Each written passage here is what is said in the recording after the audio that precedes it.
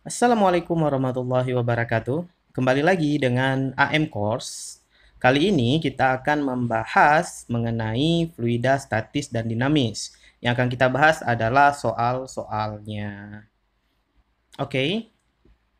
Nah, jadi kita punya dua soal untuk fluida statis. Ya. Nanti ada 4 soal untuk fluida dinamis. Ya. Jadi soal yang pertama dan kedua untuk fluida statis ini mengenai konsep gaya apung. Oke. Nah, jadi semua soal yang akan kita bahas dalam video kali ini itu tidak ada hitung-hitungannya, semuanya soal konsep, ya. Jadi tidak perlu hitung-hitung, cuman rumusan aja. Nah, yang pertama nih, soal yang pertama, dalam suatu percobaan, ya, tiga bola logam yang identik, ya, tapi jenisnya berbeda, ditimbang di dalam suatu cairan yang sama. Oke, jadi cairannya sama walaupun di situ beda warna tapi katanya cairannya sama. Berdasarkan hasil pengukuran, perkirakan urutan massa jenis dari masing-masing bola. Jadi yang ditanyakan urutan massa jenis. Nah, kita tahu nih, rho itu kan M per V ya. Nah, karena bolanya katanya identik tapi jenisnya berbeda, artinya volume bendanya sama. Namun, ya masanya aja beda. Nah, karena massa beda, massa jenisnya jadi beda.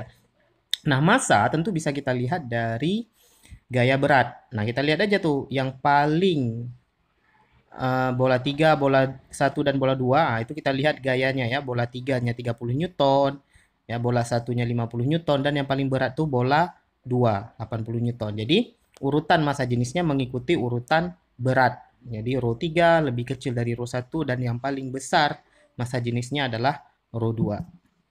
Oke, gitu aja, gampang. Selanjutnya, sebuah balok kayu dimasukkan ke dalam 3 zat cair yang berbeda jumlahnya seperti pada gambar. Zat cair. Nah, kita lihat ketika bendanya masuk ke dalam zat cair 1, ya, dalam zat cair 2 dan dalam zat cair 3, volume yang terbenamnya itu berbeda. Iya kan? Jadi yang paling dalam terbenamnya itu pada 3 dan yang paling sedikit terbenamnya pada keadaan 2. Nah, di sini kebalikan seperti soal yang sebelumnya ya. Malah bendanya yang sama tapi zat cairnya beda. Jadi baloknya sama berarti kan berat baloknya sama ya. Jadi W-nya sama. Nah, ini kan kasus ngapung. Nah, kalau kasus ngapung itu artinya benda dapat gaya apung ke atas, kemudian ke bawah ada gaya berat. Nah, gaya apung itu seimbang atau bisa melawan gaya berat ya. Jadi bisa menyeimbangkan gaya berat. Jadi FA sama dengan W. Ngapung ya. Nah, kita lihat nih, pada semua keadaan ngapung, berarti F sama dengan W, F sama dengan W, F sama dengan W di gambarnya tuh. Nah, karena W-nya sama, berarti kan F-nya sama ya. Jadi yang udah pasti betul itu nomor C.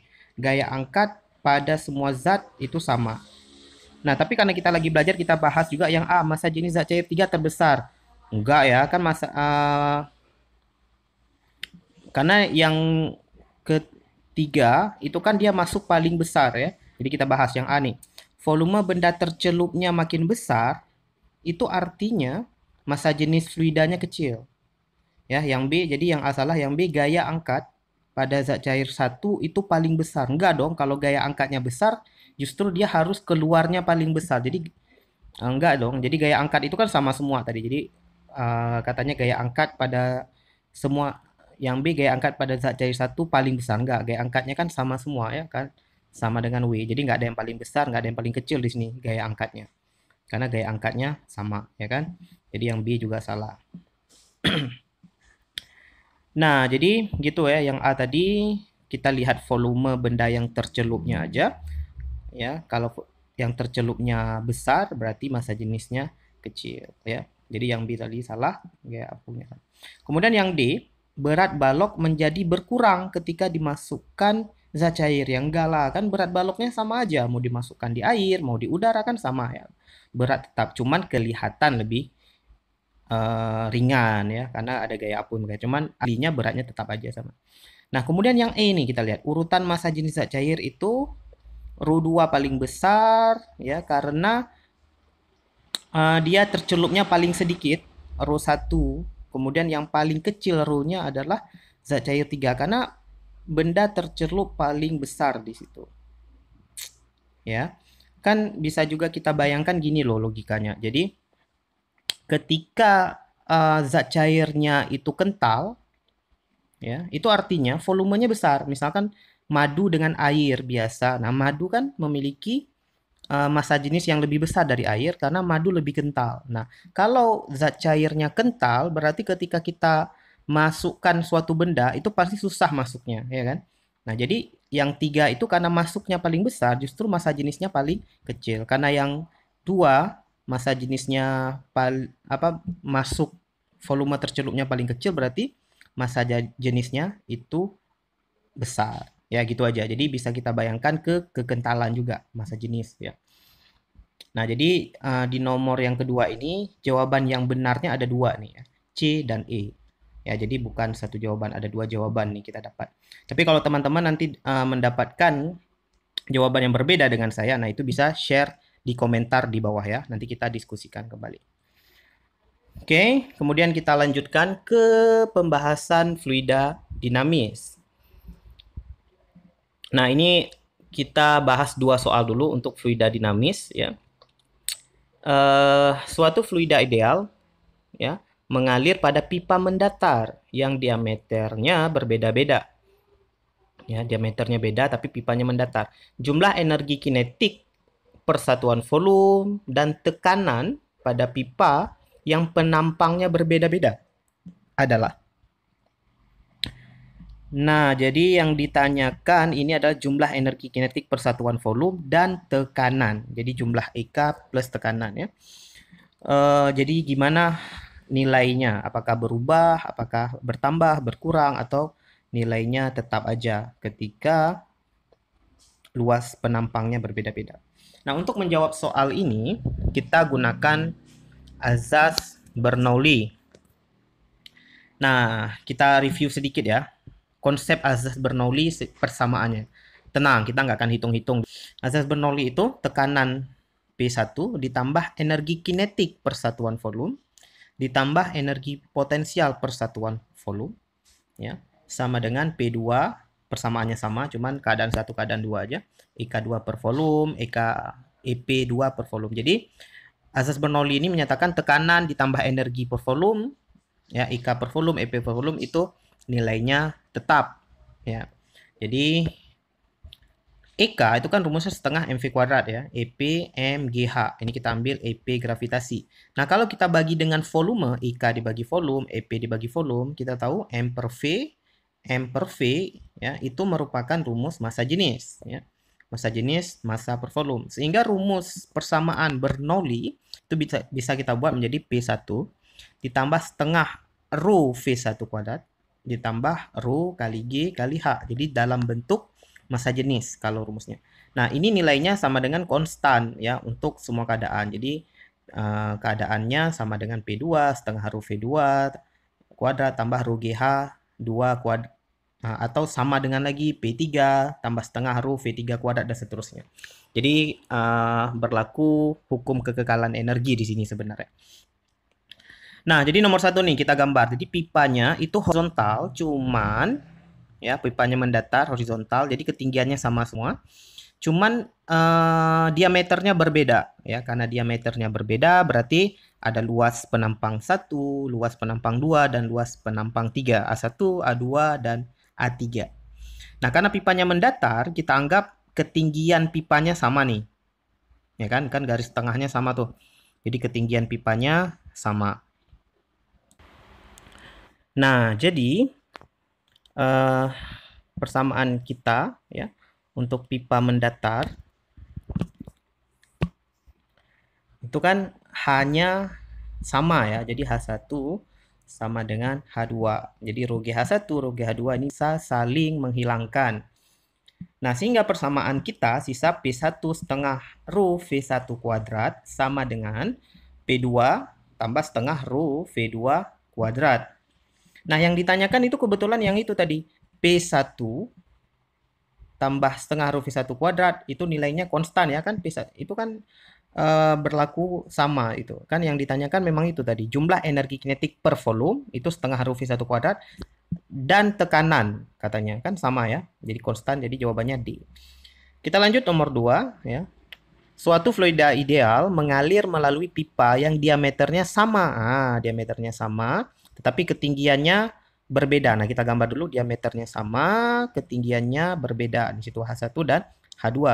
Jumlah energi potensial gravitasi per satuan volume dan tekanan pipa. Nah, yang ketinggian berbeda adalah. Jadi yang ditanyakan malah kebalikan ya. Jadi kalau yang tadi mendatar, ini malah ketinggiannya berbeda. Ya. Cuman pipanya ukurannya sama, nggak ada besar kecil. Jadi diameternya sama aja. Nah, jadi nilai ya energi potensial gravitasi per volume, EP per volume, dan tekanannya gimana nih? Itu pertanyaannya. Yang A itu kan bertambah ketika ketinggian pipa bertambah, bertambah ketika ketinggian pipa berkurang, berkurang ketika ketinggian pipa berkurang, tetap sama walau ketinggian pipa berubah. Nah, gimana tuh? Nah, kita bisa bayangin aja nih, misalnya kita menaikkan air ya, dari lantai 1 rumah ke lantai 2, pipanya kan sama besar misalnya. Jadi ketika airnya sampai di lantai 2, ya, udah pasti dong airnya makin lambat. Jadi kalau ada orang yang tinggal di lantai 3, lantai 4, dan seterusnya, kalau pompa airnya dari bawah, itu kan pasti orang yang lantai 4 itu paling lelet airnya. Karena makin ke atas, itu energinya makin besar untuk berubah menjadi energi potensial. Jadi, karena energi yang diperlukan makin besar untuk membawa air ke atas, maka airnya pasti makin lelet ya. Jadi, soal nomor 2 ini bisa aja dengan logika aja. Ya. Jadi, tadi pertanyaannya energi potensial gravitasi per volume dan tekanan nilainya gimana tuh? Ya kan? Nah, karena kecepatannya makin kecil sampai ke atas, ya, artinya nilai EP tambah nilai tekanan itu makin kecil kalau ketinggian pipanya bertambah. Ya, jadi kita bisa buat rumusnya yang tadi ya, P1 tambah setengah rho V1 kuadrat tambah rho GH1 kan sama ya. Nah, karena yang ditanyakan P1 dengan rho GH1, kita buat. Jadi nilai setengah rho V1 kuadrat itu kan bergantung dari kecepatan aja ya. Jadi kalau kita lihat ketika airnya naik, itu kecepatannya mengecil, makanya V1 lebih besar dari V2 atau V2 lebih kecil dari V1. Perhatikan di situ V2 adalah kecepatan air di lantai 2. Ya kan? Nah, jadi kecepatannya akan turun kalau ketinggiannya bertambah ya. Jadi V-nya kecil kalau H-nya besar, atau sebaliknya V-nya akan besar kalau H-nya kecil. Artinya H kecil itu kalau pipanya turun gitu. Jadi misalnya kita alirkan air dari lantai 2 ke lantai 1. Jadi H-nya turun, ya ketinggiannya turun, tapi V-nya membesar. Ya, jadi V dengan H itu berbanding terbalik ya. Jadi jawabannya udah pasti B. Ya, nilainya bertambah ketika ketinggian pipa berkurang. Jadi maksud soal nomor 2 ini sebenarnya simpelnya ditanyakan kecepatannya jadi gimana gitu ya. Karena nilai EP ditambah tekanan tadi itu adalah nilai EK. Oke, gitu. Next, nomor 3 dan nomor 4 ini sebenarnya masih terkait azas Bernoulli ya. Cuman kita bisa secara logika aja. Misalnya gini, suatu fluida ideal mengalir melalui pipa mendatar yang diameternya berbeda-beda. Nah, pipanya mendatar, diameternya beda. Di antara pernyataan berikut yang benar adalah, nah yang ditanyakan adalah hubungan antara tekanan dengan diameter. Ya, jadi kalau kita gambarkan nih, misalnya ada pipa, ya, diameternya berubah-ubah, awalnya besar, mengecil, kemudian membesar lagi, cuman yang ketiga ini membesarnya nggak sebesar ukuran pertama ya. Jadi besar, kecil, kecil sekali, kemudian setengah besar. Ya, lebih kurang begitu ya. Nah, karena dia mendatar berarti hanya sama, kan simpelnya gitu ya.